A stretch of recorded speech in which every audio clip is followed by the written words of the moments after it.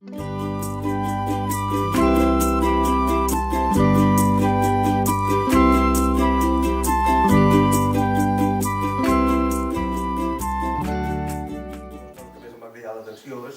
fins a la pàgina 40, són pràcticament 3 capítols, i jo pensava que estava llegint una novel·la de l'Eduardo Mendoza, pel to, per l'humor, per la situació i també una mica pel tractament del protagonista. El protagonista és un trentanyer amb problemes emocionals, diguéssim que la seva xicota l'acaba de sobre la casa, després de viure 2 anys en comú, però de festejar des que tenien 15 anys, i es troba en una situació, jo crec que està una mica perdut en aquell moment, no? I se li acut anar a la recerca de l'amor sincer. I a veure què és això, l'amor sincer. I a partir d'aquí es començarà a trobar tot de personatges que li donaran la seva visió de l'amor sincer, però no només des del punt de vista de la parella, sinó també des de molts altres punts de vista, no? Per aquí surten els pares, per aquí surten els fills, per aquí surt la feina, i vull dir que d'amor n'hi ha de moltes menes, i una mica el que la novel·la explica és que es pot trobar a molts llocs. És un tio que no vol que l'atabalin gaire, perquè amb ell ja li estan bé les coses, no? Una mica, perquè ell tenia una relació amb la seva xicota, feia 15 anys, i llavors ella li va dir, home, podríem anar a viure junts, i ell va dir, molt bé, no cal, no?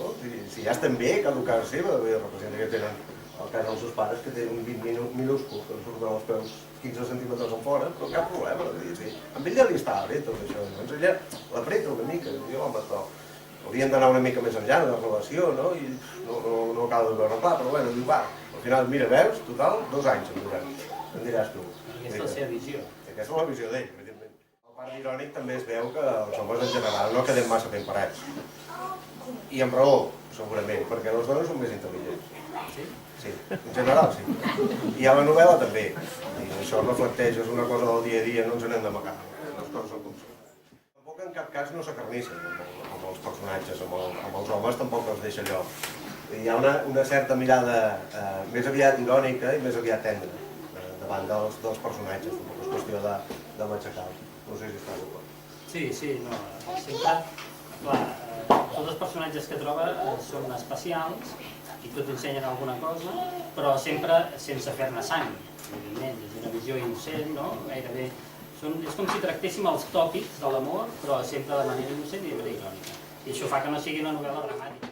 Explicava coses importants o coses que ens poden afectar de manera important, però així una mica a la lleugera. Que no vol dir que no siguin profunds els temes, sinó que estan explicats una mica així, de per riure, bueno, agafar-t'ho una miqueta així, tampoc no cal preocupar-se tant, no? Primer, i això és molt important, això és molt important, l'obra no és autobiogràfica. No, per què? Va, sí, vaja, que sí. No soc jo, no soc jo, per sort.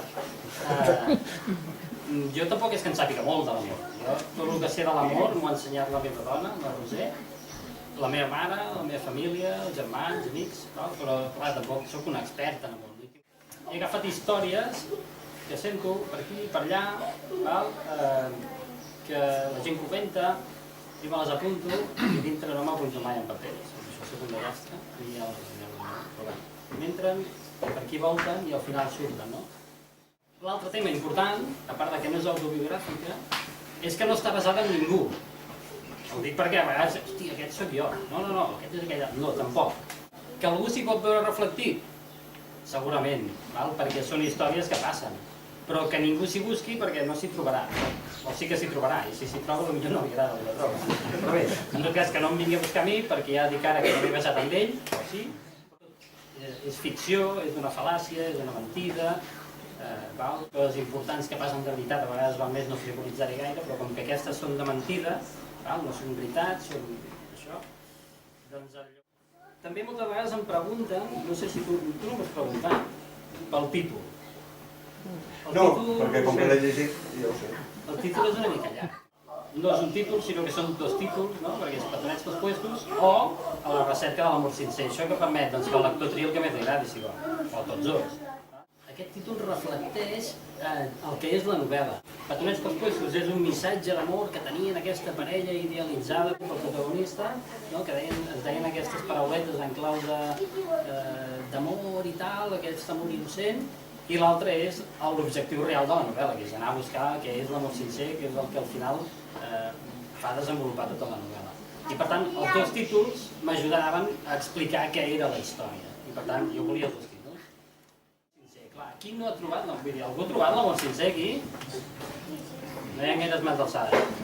Però bueno, és difícil trobar l'amor sincer. Per què? Perquè l'amor sincer, en realitat, són dues paraules que juntes no corresponen. L'amor sempre és sincer, no? Perquè l'amor parteix del cor i per tant parteix de les emocions, i les emocions al final sempre són sinceres, sí o no? Com a gènere, quin gènere li posaries? Jo humor. Humor, no? Sí. Vaja, no està catalogat encara, però quan no estigui jo crec. Sí, allò d'encasellar, sempre intentem buscar l'encasellament. És molt difícil. És difícil encasellar-la perquè tampoc no seria humor... Romàntica seria? També podria ser romàntica. Sí, Jo no la posaria en romàntica. Això també té un avantatge, que és que la gent que... Bueno, és que no llegeixo gaire. Tranquil, amb aquest segur que t'ho passaràs bé, perquè l'objectiu és passar-s'ho bé. Amb aquesta novel·la, amb altres potser no. Llavors, el tema del premi. Clar, quan tu presentes un premi i saps que no te'l donaran, no? Per què? Perquè si presenten 40 més, la majoria de les quals són més bones que les teves, segurament, i al final te'l donen. Vale, estupendo, doncs molt agraït. A més, és un premi que porta molts anys fent-se, o sigui que ja té una mica de solera, que té el seu nom. Això ajuda a què?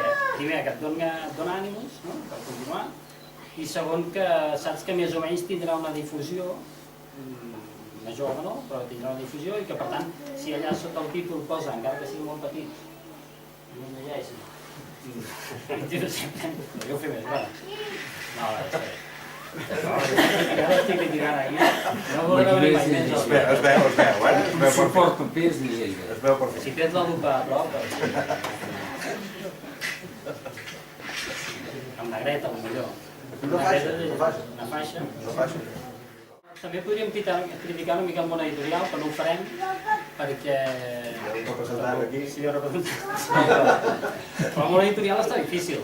És un moment difícil, tot i que ara estan sortint noves editorials o editorials que estan apostant per gent jove, que estan apostant per fer coses diferents, que això és molt important, i que estan ocupant un espai que les grans editorials han deixat. No? És un gran trampolí el fet del premi, perquè et dona això, et dona visibilitat. De cop i volta allò que estava en un calaix, ja no està en un calaix, sinó que és públic. I a partir d'aquí, la novel·la ja passa a formar part del seu públic, dels lectors i de tothom que s'hi acosti a llegir-la. I això, doncs, que és una gran oportunitat per donar-te a conèixer, perquè quants exemplars s'han fet? Quina tirada s'ha fet aquesta? Una tirada, en general, no ho sé. Bueno, doncs aquesta tirada... Un miler. Doncs un miler d'exemplars vol dir com a mínim 1.000 lectors, no? Amb sort, bé. O 1.000 persones que tenen el llibre. 1.000 persones que tenen el llibre. Aquí acabem. Més no ho podem dir perquè, bueno, em sembla que hem repassat una mica tot el que era la novel·la de què anava i tot plegat, ell ha donat les seves explicacions i em sembla que amb això n'hi ha prou, ja si hem creat una mica d'interès per la novel·la, doncs ja era una mica del que es tractava.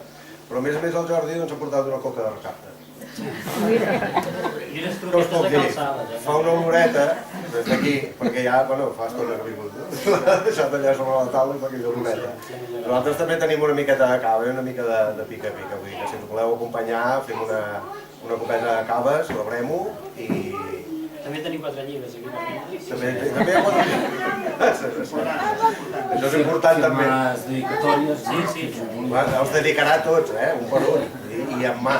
Ojo, que això ja... Tots sabeu un disc. No el pressioneu. Per casa i... Vull dir que si us sembla fem això, una copeta de cava, qui vulgui el llibre aquí n'hi ha uns quants. No sé si arribarà per tots, però bueno, a males sempre a l'editorial pot arribar una altra caixa, no? Que ja veurà, sí. Vull dir que això és tot. I si no, estarà a la Jové. La llibreria Jové serà. Els que sonin d'aquí els portaré allà i si no en sonen ja...